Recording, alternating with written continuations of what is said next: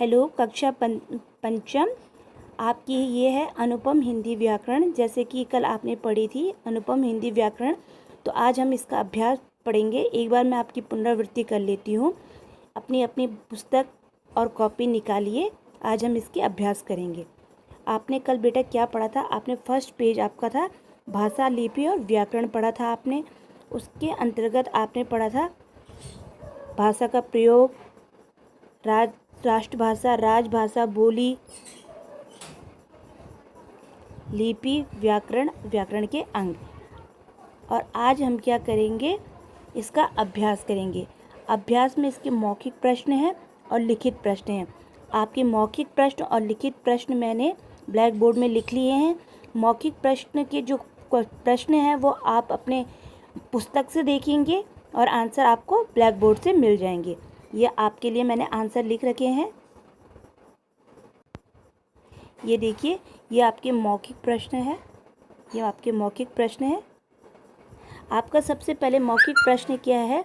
आप अपने विचारों को किन किन तरीकों से व्यक्त करते हैं? हम अपने विचारों को भाषा और संकेतों द्वारा व्यक्त करते हैं।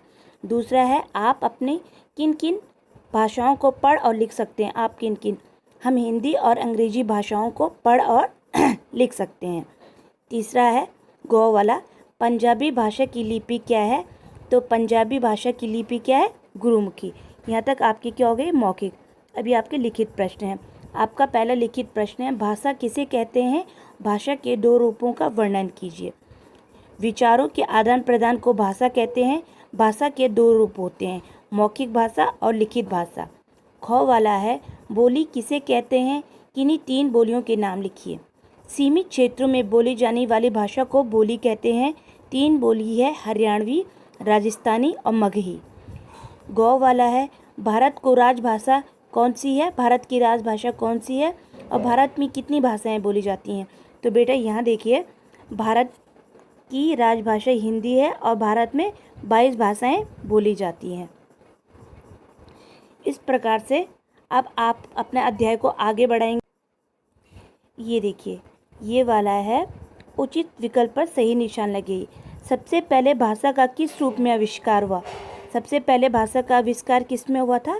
मौखिक भाषा में। हमारे देश की राष्ट्रभाषा कौन सी है? तो हमारे देश की राष्ट्रभाषा है, कौन सी है? हिंदी। भाषा के नियमों को बांधकर शुद्ध रूप कौन प्रदान करता है? तो कौन करता है? व्याकरण। इस प्रकार के आपको निशान लगाना है।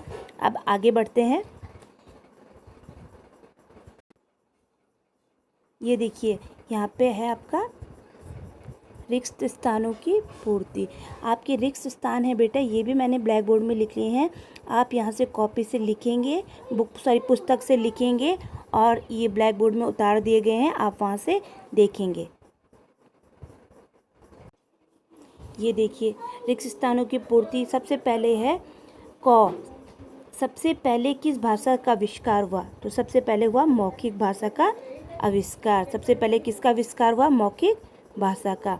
दूसरा है, अंग्रेजी भाषा की लिपि क्या है? तो अंग्रेजी भाषा की लिपि है रोमन। तीसरा गौ वाला है, स्थानीय द्वारा लोगों द्वारा प्रयोग में जाने वाली भाषा कहलाती है, क्या कहलाती है? गौ वाला है बोली। घौ वाला है, अंग्रेजी, चीनी, रूसी आदि भाषाएं क्या हैं? विदेशी। और गौ वाला है, व्याकरण भाषा के नियमों का ज्ञान करवाता है। इतना अभ्यास बेटा आप अपनी कॉपी में करेंगे, इससे आगे हम कल करेंगे।